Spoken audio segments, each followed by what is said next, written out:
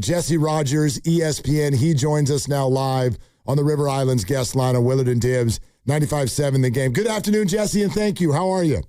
I'm doing well. Good to be with you guys. Yeah, it's great to have you. So here's the quote from Buster Posey. I think we're going to have to be open-minded based on today, which was June 13th. Unless things really turn around, we're going to have to be open-minded and consider a variety of possibilities. What do you think those possibilities are? Yeah, I mean, first of all, I think you're hearing chatter because I think Buster kind of has transitioned into that acceptance. And when I talked to him, by the way, he was not very thrilled about it. It's not like you go into the trade deadline, ready to sell, all happy, right, and giddy. He was not in a great mood in discussing this idea that they're going to have to pivot to a sales job. But I don't think it's the overhaul maybe some people have put out there, to be honest. I mean, I don't think those huge contracts are going to get moved. No, I could be wrong. I don't see it. I don't see them trading him and paying down the contract just to get rid of him. I mean, frankly, this offense has been pretty damn good. And you have two really pending free agents in the starting rotation, Tyler Mahle and Robbie Ray. Okay, that makes sense to me. There's not a lot else to sell unless you do move one of those big contracts. But to me, it's a story of two different kinds of Giants teams here. I will tell you this. I'll say something positive. If they could restart the season now with Eldridge here, with Chapman and some of the other guys performing the way they are, with Vitello a couple months under his belt, with a healthy Logan Webb, things could be different. They are playing better. Now, you can't restart the season, but I do think that if this continues, they're not necessarily going to just, add on, but they might look at it and say, hey, we're not as bad as we thought. Yeah, we're going to move Robbie Ray. We'll test the waters on Luis Arraez. He's another one, free agent, and maybe a bigger contract. But I don't see the overhaul that maybe has been put out there a little bit.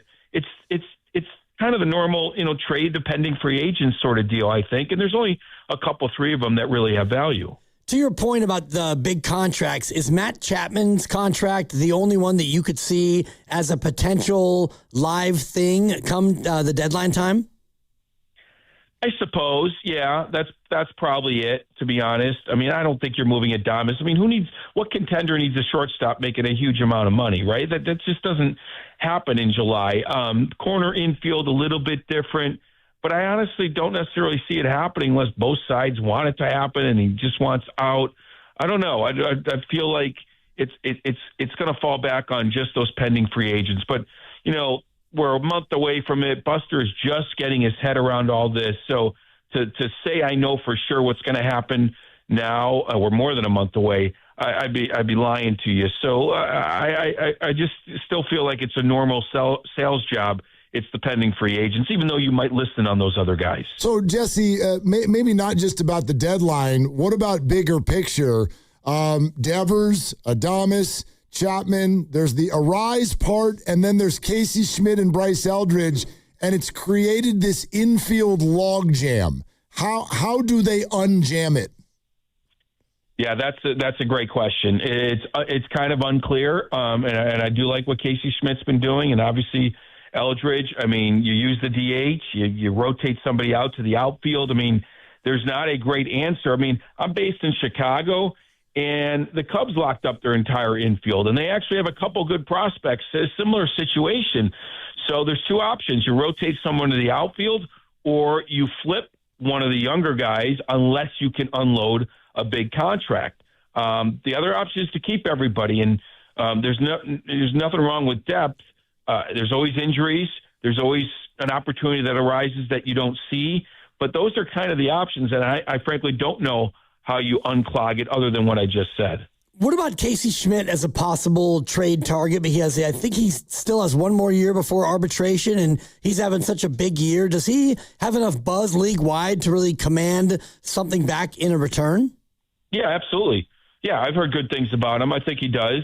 And that's a situation where you're flipping someone that's blocked, and he's got tons of control left, like you said. So, yes, I think he does have some value. Maybe you trade him for a pitcher or something like that. As you kind of retool, you can buy and sell almost at the same time. You move Robbie Ray and and you trade Schmitt for a pitcher, something like that, or could be something you do in the offseason, to be honest. Something like unclogging it can be done now, or it can be done in the offseason. You can sort of reevaluate once you get to the offseason where you are. Can you move someone? Schmidt's out in the outfield. There's all sorts of things you can do. But yeah, he has value, to answer your question. Jesse, can we focus in on Luis Arraez for a second? I get that there's value around the league. He's having just a phenomenal year, and he's part of unjamming that logjam. At the same time, is he a definite trade candidate? He's played so well. There are some Giants fans that would like to see the team keep him.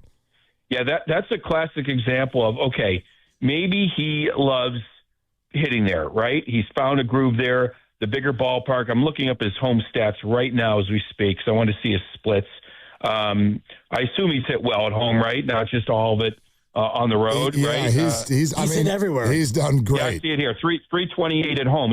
He's been great home and road. So let's say he loves it there. Okay, you trade him, you want him back, you re-sign him. I've seen that happen before. Let's say he absolutely loves San Francisco, or you can sign him up now, but why not flip him?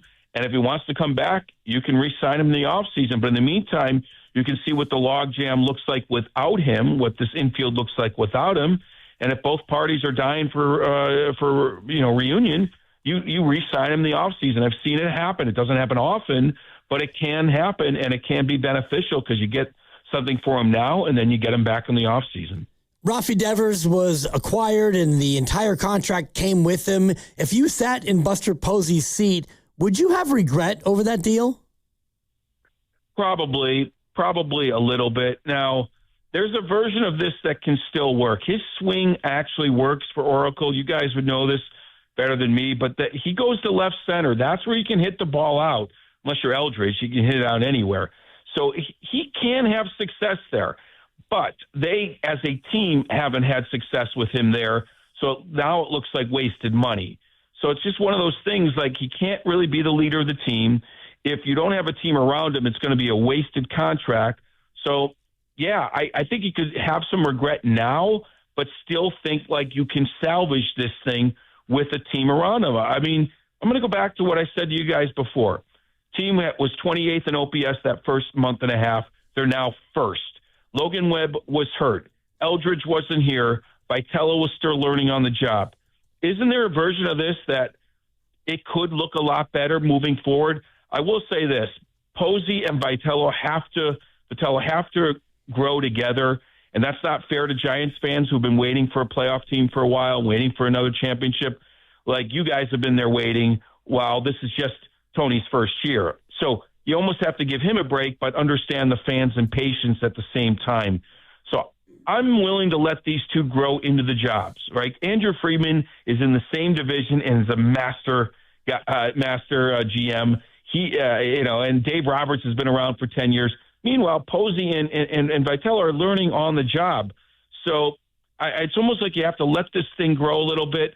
And, yeah, maybe have some regrets now, but it can look a lot different next year. So there's my hope for the Giants. Yeah, Jesse, that's a real interesting concept, and I wonder how Logan Webb fits into that. And that's another thing we've been talking out, because if you want to let Tony Vitello and Buster grow, then you're kind of doing that right in the middle of Logan Webb's prime, and he's got 2 years left on the deal, and so that's probably not like what he would want to hear. So what do the Giants do with Logan Webb during this process? Well, it doesn't have to be a rebuild with these two. I'm just saying they need to get better and quickly, I guess. But you're right. If you're going to trade Logan Webb, it's a rebuild. That's a rebuild. You don't trade him thinking we're going to compete right away. I mean, you build around him. You build around Devers, Chapman, Adames, all these guys you've signed, and you look at this run now and say maybe this can be what we are. Webb was injured at the beginning, so just didn't have your ace on the team. So yes, it is a little disjointed. You have a veteran team with kind of a young manager and young GM or president of baseball operations. I mean, having Mahle in there is probably helpful. You're sort of caught in between. I'm going to quote Alex Bregman when he's in a slump. The only way out of it is through it.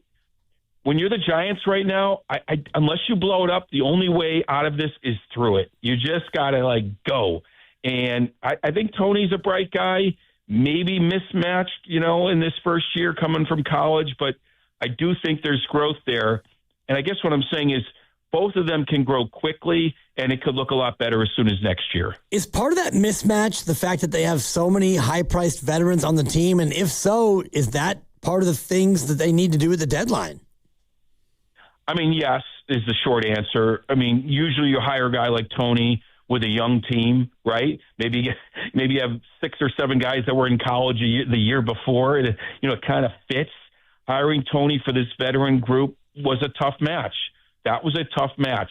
Doesn't mean it can't get there. I spent a lot of time in the locker room the last couple series before I came back to Chicago, and I think there's a growing bond there. There's one of the quotes from I think it was Eric Haas, maybe it was Schmitt. I can't remember. Just the idea like this is a first round pick who needed some time in the minors or skipped the minors, I should say, and now he's learning on the job kind of thing. And I absolutely think it's better today than it was in March and April and even early May. I think initially there was a bit of a mismatch. I like outside the box hirings, except Buster was new on the job and he hired someone really new on the job. And that, I think, is a tough combination. I'm sure Giants fans have lamented over that for a while now. But I do think there's room to grow. Jesse, before you go, I wonder if you could help our fan base understand and get to know Rafi Devers a little bit better. It's almost odd. A year into his time here, I think the fan base still feels like they don't have a sense of who he is because he was not the player that's been advertised, number one. And number two, he doesn't love talking to the media. There's a language barrier. So there's this kind of just distance between Rafi and the fan base. And I think that's led to some confusion and frustration. Who is Rafi Devers and what can be expected of him, assuming he stays? Yeah, you're not the only person to ask that question. He can hit. He can hit. And with the lineup around him, he's even better. He leads the league in doubles, for example. I know he's hitting 240, but there's some decent numbers in there. The 10 home runs, not great, but that we know that ballpark isn't great as much, for homers as it is maybe the doubles and triples. He can hit. He can't lead. He can't lead. The left side of your infield has to lead. Chapman and Adames need to be the leaders. And I think Chapman probably has been a little bit more. Adames a little bit mystery. I knew him in Milwaukee pretty well, and he seemed like he was leading that group. I don't know if the contract and some struggles have kind of made him hide a little bit in some sense, but there's a good guy in Adames and a good leader in him. Just has to come out more. Devers just never really was. Yeah, but that's okay. Not everybody is. But he can hit.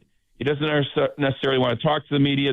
That can be okay, too, in the right situation.